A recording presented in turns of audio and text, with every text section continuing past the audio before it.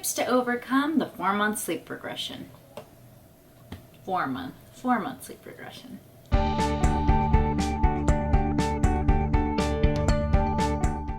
Hi everyone, my name is Dr. Amna Husain, board certified pediatrician, board certified lactation consultant, and mom. If you haven't tuned into any of our past videos where we're discussing baby sleep or even what the 4-month sleep regression is, hit pause, hit subscribe, go back and check those videos out, and then come right back here. Because today we're going to be talking about tips to overcome that 4-month sleep regression. Now, maybe you are in the middle of the sleep regression, maybe you haven't yet crossed that bridge, maybe you've crossed it and you have like trauma from it. But today we're going to talk about a few important tips. Now, it's very important, first of all, to set a good background and have a good routine already established. So whether you're in that rough, rocky transition period right now of the regression, it is still not too late to establish a consistent bedtime routine. Routines give your child comfort. They get to know that this is when bedtime is starting. For example, bath time is starting. That means that we're going to get milk and it's going to be time for bed soon. Or formula, or whatever method you choose, whether it be nursing or bottle feeding. I also recommend, trying to add in things like a book or a lullaby. For example, my children's book, It's Time to Say Goodnight. It's on sale actually right now. If you just click the link in the show notes below, DM me a picture of the receipt on Instagram and you'll be entered into a free sleep consultation with me. Now, when it comes to establishing a consistent routine, not only does it provide comfort to the baby, but it also can provide some comfort and stability to you, the parent. This makes it an easier transition for you and the baby. When it comes to putting baby down, I also recommend trying to put them in the same place. So don't pick the bassinet one day, the rocker one day, the swing one day, or then do the car seat the next day. Of course, things happen. We are human, and sometimes your baby might get a better nap in the car seat because you are driving back from an errand.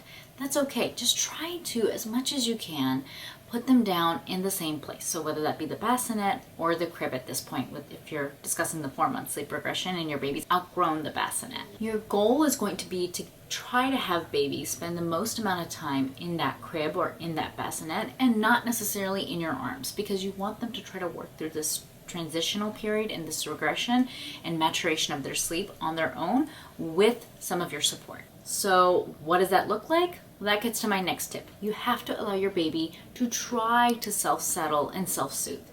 Give them the tools, but allow them to get there by themselves.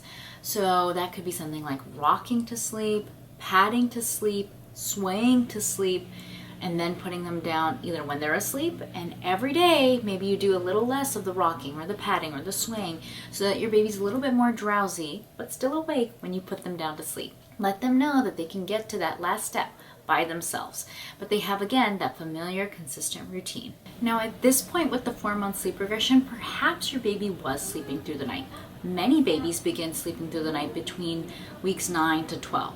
So as your baby's starting to wake more frequently, perhaps you're thinking they're hungry. So you can evaluate their hunger, but essentially the goal is going to be to try to get them more daytime calories, because that's how we physiologically eat, right?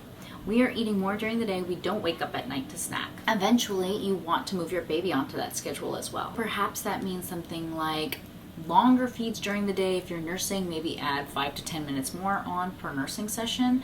Or if you're bottle feeding, make sure that your baby's able to take in as much as they can during the day without overstuffing them, following their feeding cues. I know some parents choose to cluster feed in the evenings to really top up their babies. Some parents might choose to dream feed. I'm one of those who falls into that camp. It's worked really well for both of my girls. So that's kind of what we've been doing, and that's kind of just something consistent across the board. Now, once you've evaluated and you know it's not hunger, your baby's crying, do you rush in immediately? I would say don't. Just wait a little bit. I've talked about this before in the past video where I discussed how I sleep trained my girls, which I will link right here, but you'll find that babies can actually calm themselves down pretty well. Sometimes we rush in and we actually further awaken them. I don't know, by maybe picking them up, shushing them, quieting them down, but really all they were doing was squirming, making little noises, and they were going to turn over and go right back to sleep on their own. So try not to rush in. If you do hear whimpering and crying, even if you need to, set a timer on your phone and give it a few minutes before you really go in to make sure that they're really awake and this isn't something they could work through on their own. Another great tip I recommend during the regression period is making sure you recognize sleep cues. So understanding wake windows and sleep windows is so important, and I think that's incredibly helpful, almost crucial to surviving the newborn period and really the 4th trimester. This is your chance to get to know your baby. You pick up on those cues. Sometimes it could be like a glazy, far off look where they're not really meeting your gaze anymore. Sometimes it could be a yawn, it could be a cry or a whimper, all of those things. When it gets into a full-blown cry, you might be dealing with an overtired and overstimulated baby, which is a lot harder to settle. So make sure you pick up on your sleepiness cues. Lastly, try to be patient. Be patient with yourself and your little one. This is something you two are both working through. As your baby's sleep is maturing, this is something that they have to go through. It's a good thing. Just like a developmental milestone where they begin rolling over, and sometimes they might actually wake themselves up if they roll over in their sleep, which is why we say it's so important to not swaddle at that point. Just allow them to work through it. This is something that you have to be very patient with, because not all babies can learn to consistently fall asleep on their own at this time.